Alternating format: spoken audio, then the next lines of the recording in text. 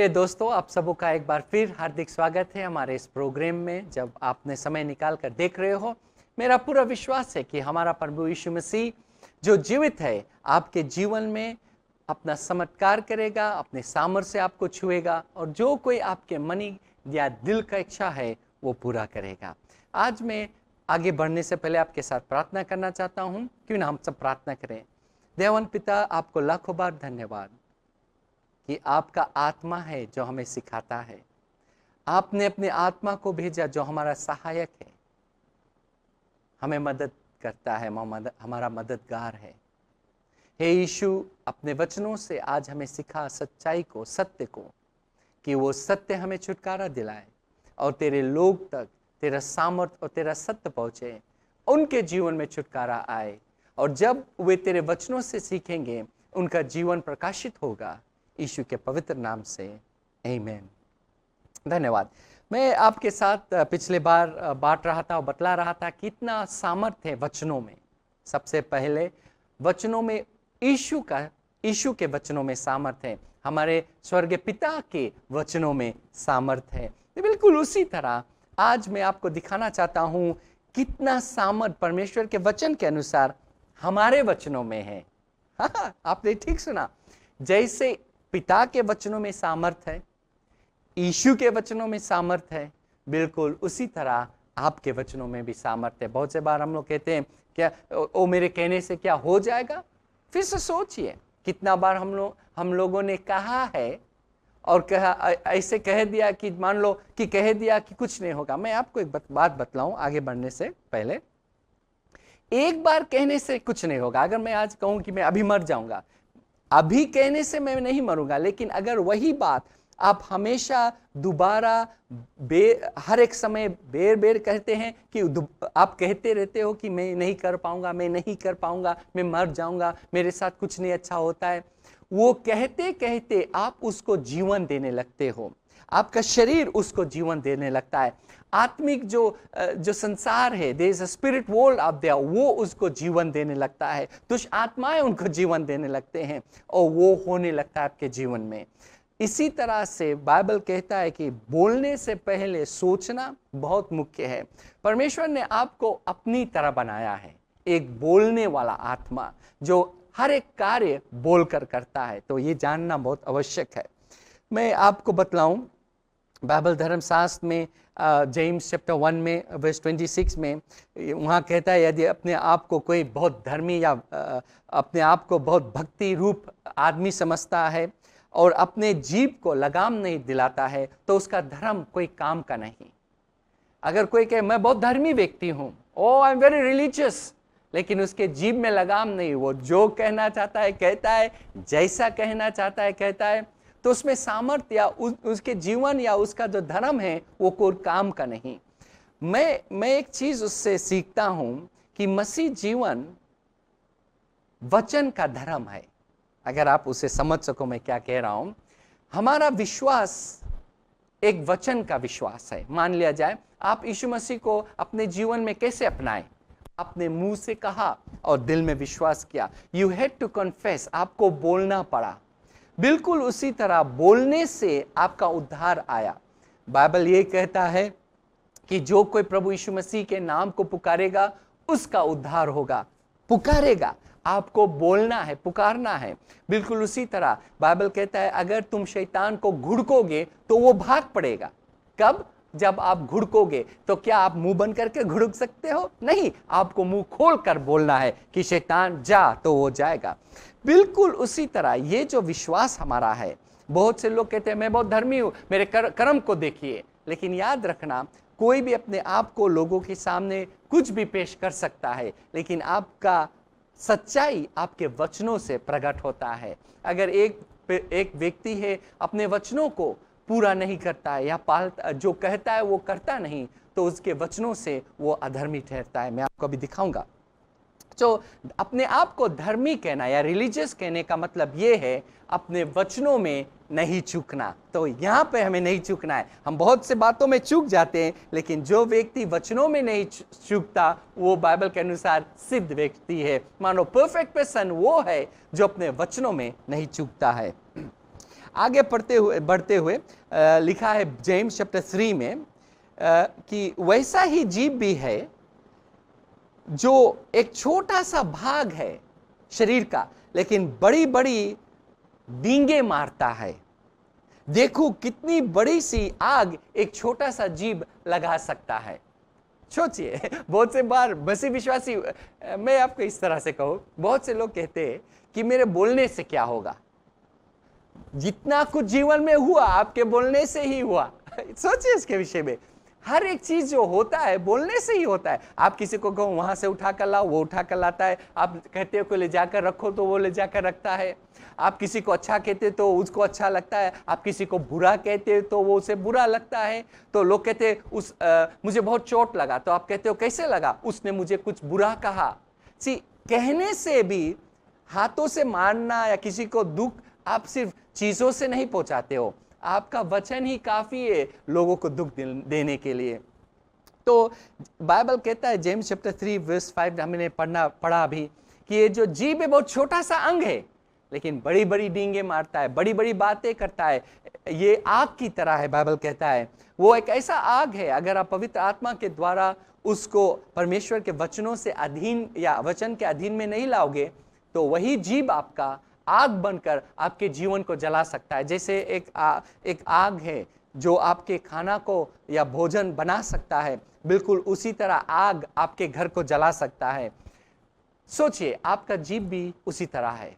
आपका जीभ का वचन आपके जीवन को बना सकता है। आपका जीभ का वचन आपके घर को या जीवन को तोड़कर नाश कर सकता है। बहुत से घर या बहुत से संबंध आज टूट गए। ये नहीं कि किसी ने किसी से चोरी किया या किसी को विश्वासघात किया, वो नहीं, सिर्फ वचनों से, बोलने से कितना रिश्ता है आज आप खुद जान सकते हो आज टूट गया है, क्योंकि वचन बोलने के द्वारा। तो मैं आपसे ये आग्रह करूंगा, अगर आप ये सुन रहे हो कि अपने जीवन को, अपने वचनों को बोलने से पहले थोड़ा सोचिए। मैं एक और बात बतलाऊं आपको, मैंने ये देखा है होते हुए, बहुत से लोग कहते हैं कि मेरा मुंह है, मैं जो कहना चाहता हूं मैं कह दूंगा। सोचिए इसके विषय में, परमेश्वर ने आपको मुंह या वाणी दिया है बोलने के लिए। इसका मतलब ये नहीं कि जो कुछ कहना चाहते हो वो कह दीजिए। बहुत से बार सोचना है कब कहना है, क्या कहना है, क्या नहीं कहना है, यह बहुत मुख्य है। उसी तरह से लोग कलीसिया आते हैं, परमेश्वर की स्तुति आराधना करते हैं, लेकिन करते समय वे बहुत से वचनों को, वादाओं को परमेश्वर पिता के साथ कर देते हैं कि पिता मैं ये करूँगा, पिता मैं वो करूँगा, परमेश्वर मैं आपके लिए ये करूँगा। सोचिए, वे वचन दे देते हैं। हमारा स्वर्गीय पिता ऐसा है कि जो वचन आप कहते हो वो मान लेता है कि तुम सच्चा कहते हो, क्योंकि वो भी सच्चा है। लेकिन जब आप उस वचन को पूरा नहीं करते हो तो आप झूठा ठहरते हो कि नहीं? और झूठा बाइबल के अनुसार सिर्फ एक ही है, शैतान। बाइबल कहता है वो झूठा है और झूठों का बाप है। हमारा वो तो पिता नहीं है कि हम सच कहते हैं, और हमारा परमेश्वर पिता ही सच्चा है। आमीन। हम आगे बढ़े। बाइबल ये भी कहता है नीति वचन के पुस्तक में प्रोवर्ब्स चैप्टर 18 वर्स 21 में, जीभ के वश में मृत्यु और जीवन दोनों होते हैं, और जो उससे काम में लाना जानते हैं वे उनका फल भोगेंगे। अच्छी बात है। जीवन और मृत्यु कहां पर है? जीभ के वश में है। ये बोलना बहुत सहज है। मैं आपको कहूं एक बात, ये प्रचार करना, इसे बोलना बहुत इजी है, लेकिन जब हम समस्याओं में पड़ते हैं, जब हमें लोग दो बातें कहते हैं, जब हमारे जीवन में प्रार्थना करते हुए कुछ ऐसा लगता है कि कुछ हो नहीं रहा है, उस समय क्या होता है, हमारे मुंह का जो वचन है या जीभ का जो वचन है हम निकालने लगते हैं बिना सोचे बिना समझे कि क्या हम कह रहे हैं, और तुरंत उसी समय हम हार जाते हैं। हम अपने आप को श्रापित करने लगते हैं, या परमेश्वर पिता को कहते हैं कि क्या फायदा है प्रार्थना करने में। मैं आपको एक बात बतलाऊं, आज बहुत से मसीह विश्वासी प्रार्थना नहीं करते। क्यों? क्योंकि उन्होंने प्रार्थना करने को जब शुरू किया, एक बार किया परमेश्वर ने सुना, दो बार किया परमेश्वर ने सुना, अब परमेश्वर सुनने में नहीं थक गया, वो जवाब देने में भी नहीं थका। यहां लोग थक गए, बोलने में थक गए, विश्वास में धीरज रखने को थक गए। अब परमेश्वर को दोषी कहते हैं कि परमेश्वर करता नहीं मेरे लिए। आप जानते हो एक प्रार्थना का जवाब पूरा करने के लिए कितना चीज लगता है उसे पूरा करने के लिए। अगर आपको किसी तरह से पैसे का या रेंट का या किसी जगह के भरने का कोई मांग हो या आपके पास एक नीड है, उसे पूरा करने के लिए परमेश्वर को कितने लोगों को चुना पड़ेगा। आपके बॉस को चुना पड़ेगा कि आपका आमदनी बढ़ाए, आपका इनकम बढ़ाए। उसी तरह से बहुत से और चीजें परमेश्वर को सब लाइन अप करना पड़ता है, कभी कभी समय लगता है। इसका मतलब ये नहीं कि परमेश्वर अपने वादाओं को पूरा नहीं करेगा, वो तो पूरा करेगा। क्या आप धीरज रखकर विश्वास कर सकोगे कि नहीं, बहुत मुख्य है ये जानना। तो हम आगे बढ़ते हैं और देखेंगे जेनेसिस में। मैं आपको दिखलाऊं बाइबल के में से कि परमेश्वर का इच्छा था कि हम उसकी तरह बने। जेनेसिस पहला अध्याय में और वर्स 26 में लिखा है, फिर परमेश्वर ने कहा, हम मनुष्य को अपने स्वरूप के अनुसार अपने समानता में बनाए।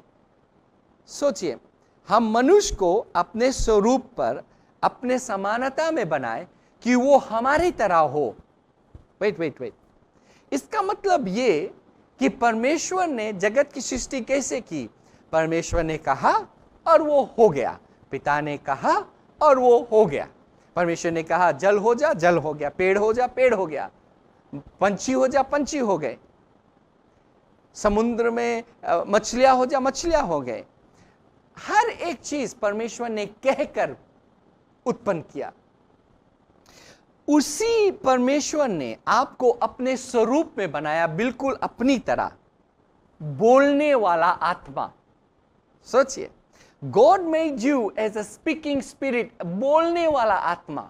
आप आत्मा हो, आपको बोलने का सामर्थ्य दिया गया है। आप जानते हो, सोचिए थोड़ी देर के लिए, संसार में कुछ भी होता है वचनों से होता है, वचन बोलकर या लिखकर। हर एक चीज संसार में दो ही तरह से होता है, लिखा वचन या कहा हुआ वचन। बिल्कुल उसी तरह परमेश्वर ने जगत की सृष्टि की, उत्पत्ति की बोलकर। उसके बाद उसने मनुष्य को अपनी तरह बनाया। अपनी तरह कैसे बनाया? कि मनुष्य भी बोलकर अपने जीवन में जिएगा।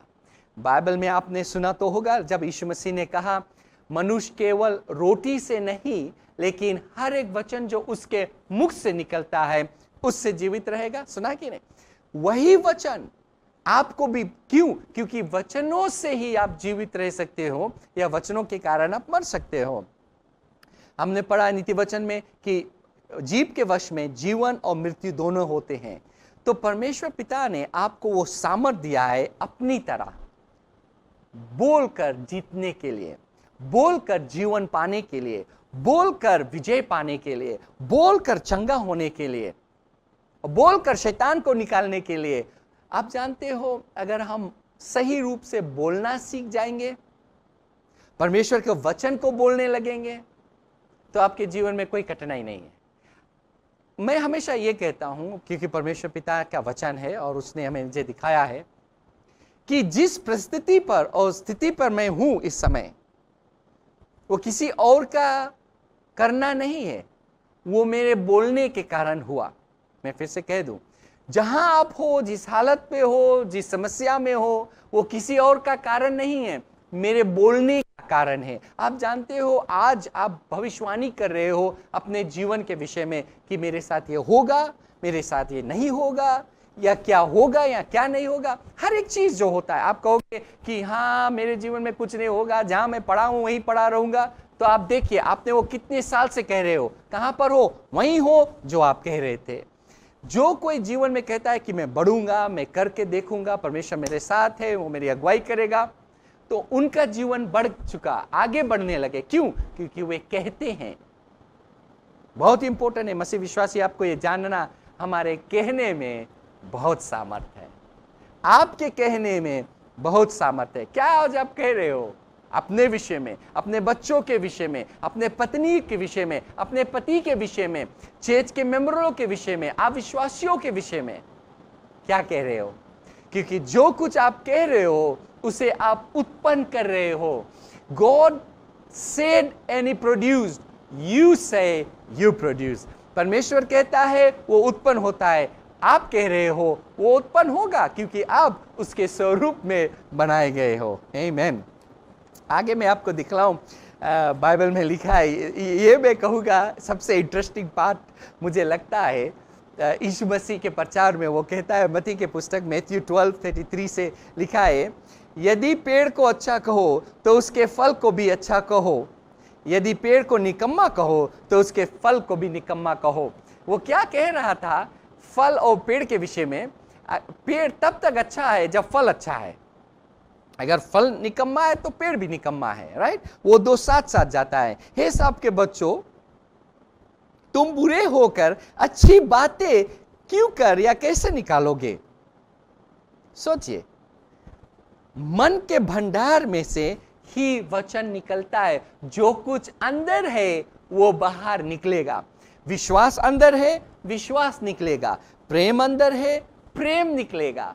आपके अंदर परमेश्वर का संयम है, एक दूसरे के प्रति आपका देखना समझना दूसरे के प्रति प्रेम से है, वही निकलेगा मुख से।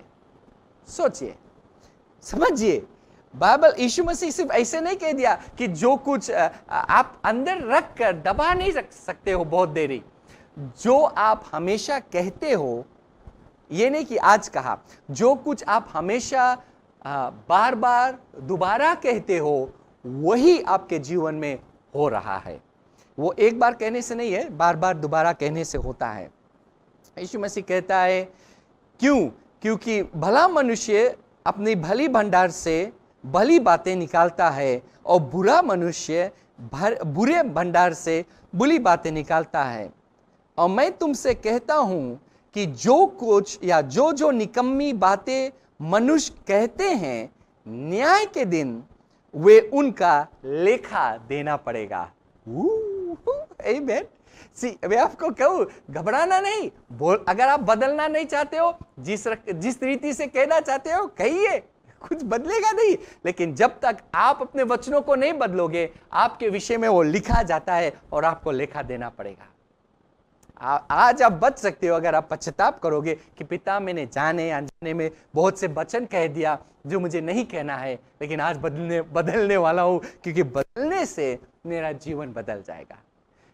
आप जानते हो, आखिरी में मैं आपको एक बात बतलाऊं। अब सोचिए, क्यों परमेश्वर पिता ने आपको अन्य भाषा का वरदान दिया? क्यों नहीं उसने किसी और रूप से आपको अभिषेक किया?